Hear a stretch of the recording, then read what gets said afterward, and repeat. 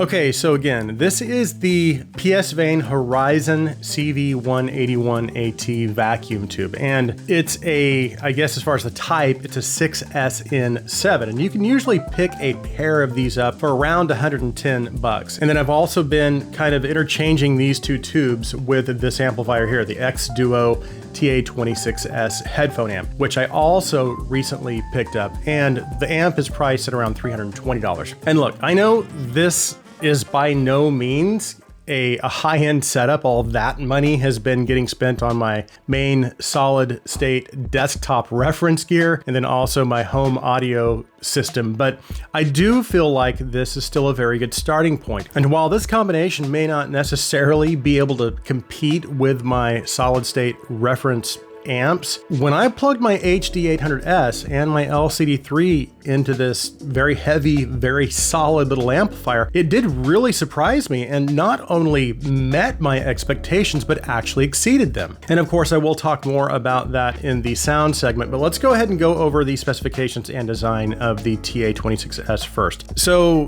this thing is an absolute chunker for sure, and it feels very solid and very well built. And the design is pretty cool too. It is kind of plain. I do like the red knob. I think that's a nice touch. That being said, it's basically identical to the original Ta-26. The only difference really being that they moved the power switch to the back and they've added this unbalanced 4.4 output on the front. And then you've got the 6.35 output, but that was again already there on the original Ta-26. And then also on the back is one set of RCA inputs and then a set of RCA outputs. So it can be used as a preamp as well. And then we have two tubes that are supplied with the amp, a 6N8P, which is occupying the input or preamp stage, and that's in this front spot on the amplifier. And this is the tube we will be swapping out and comparing with the Horizon CV181-AT. And then there is the power or the buffer tube,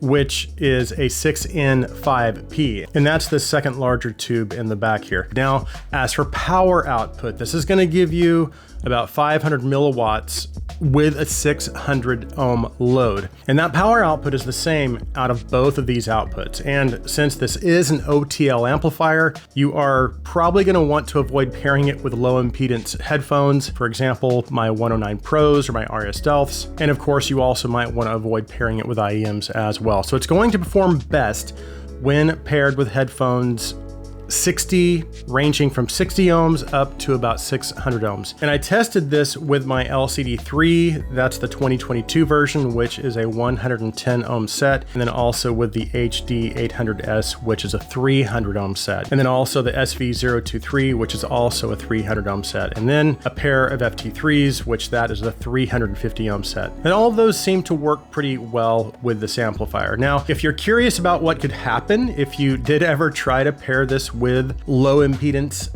sensitive IEMs, basically you are going to most likely hear quite a bit of noise and possibly even some hum. And then if you pair it with some low impedance headphones, there is a good chance you're going to hear some distortion. Bottom line, I would just follow the manufacturer recommendations and stick with higher impedance headphones, and just understand that if you do decide to go this route, you may not have a ton of flexibility when it comes to pairings. Okay, let's go ahead and move on to the sound.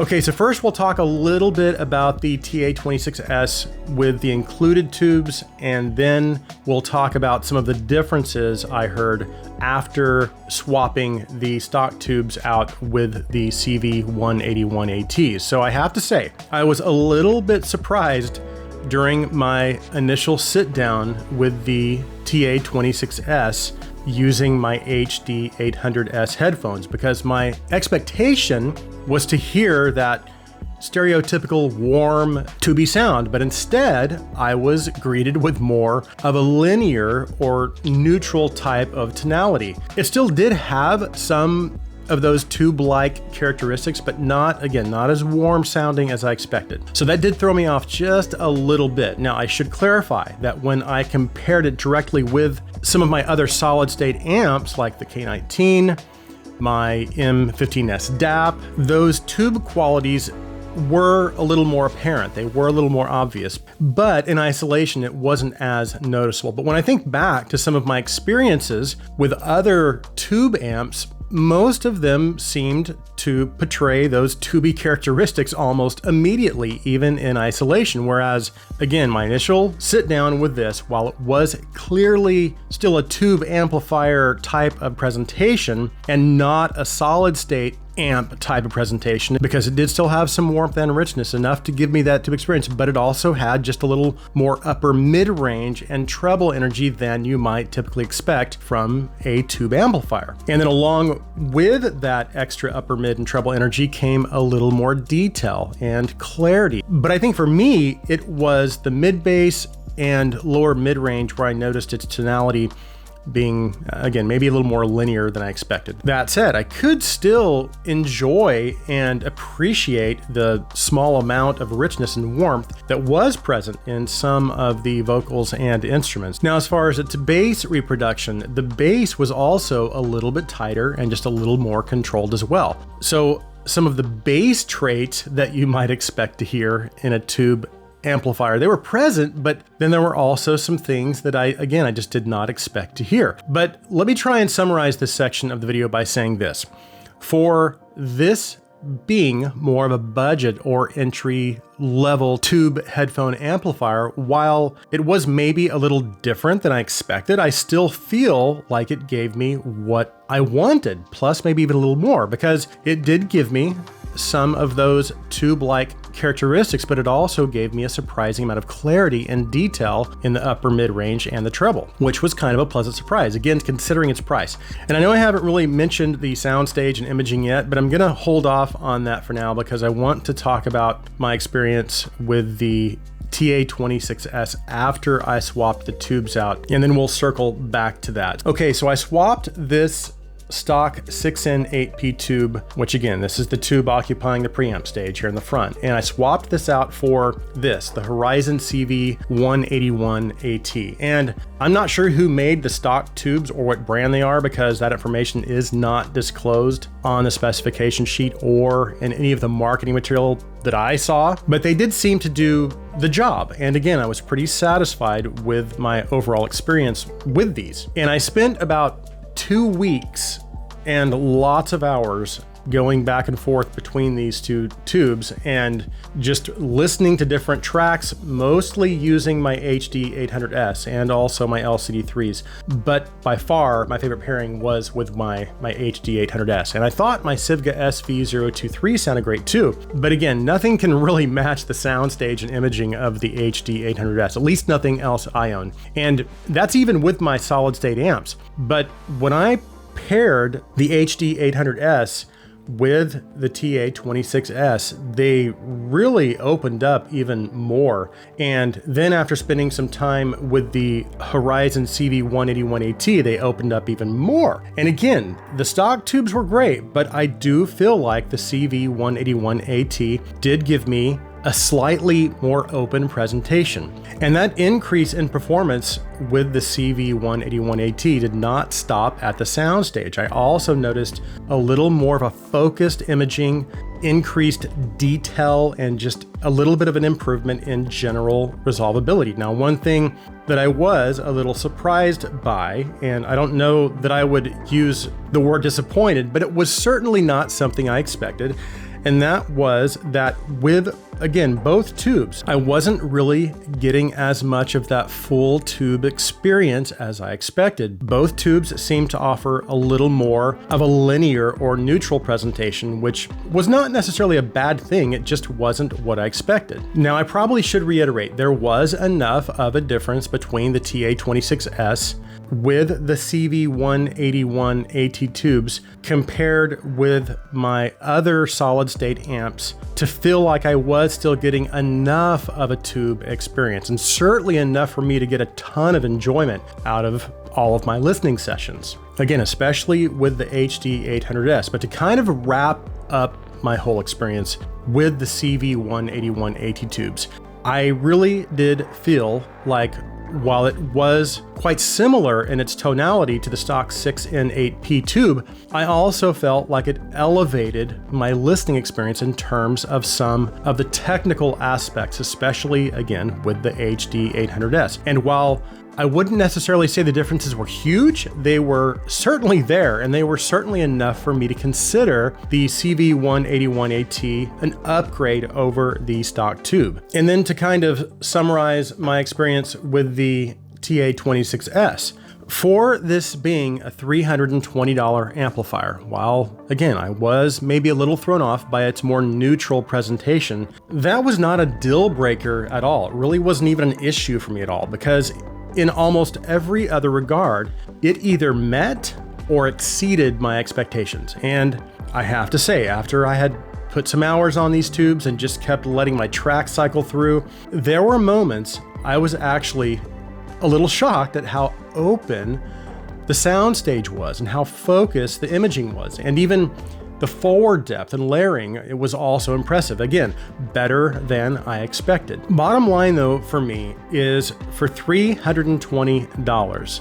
as long as you are aware of some of the limitations as far as pairings, and you feel like your headphone collection will work with this, if you're wanting to jump in the tube game, my opinion is, at least based on my experience, is that this is a great place to start. And if you want to take that listening experience up even to another level, then the Horizon CV181-AT tubes complement the Ta-26S very, very well. And again, as I stated in my opening, while I have heard lots of tubes and tube amps over the years in different types of listening scenarios.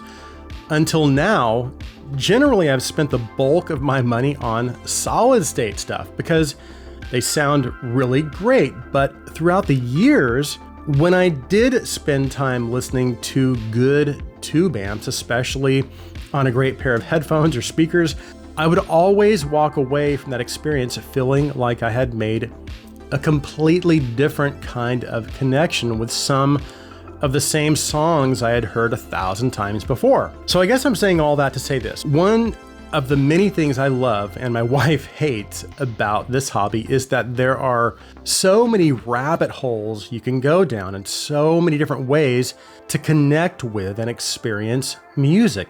And I guess that's kind of how I see the TA-26S, or I guess even tube amps in general, really, and even turntables, which we are going to be incorporating some of that into the channel as well, hopefully pretty soon. But all of this, all of these devices, all of these crazy rabbit holes are really, again, they're nothing more than a means to an end. And that end is to hopefully, again, be able to find that deeper connection with our music. So that concludes my review of the PS Vane Horizon CV181-AT vacuum tubes and the Xduoo Ta-26S tube amp. If you are new to the Xaudio channel and you like our content, please take a minute and hit that subscription button. And if you would like to go a step further, you can also support us through our Patreon. I'll be sure and leave a link in the description. Thank you guys so much for taking the time to watch this video. Please comment on this video, please share this video, please like this video. I hope you have an awesome day.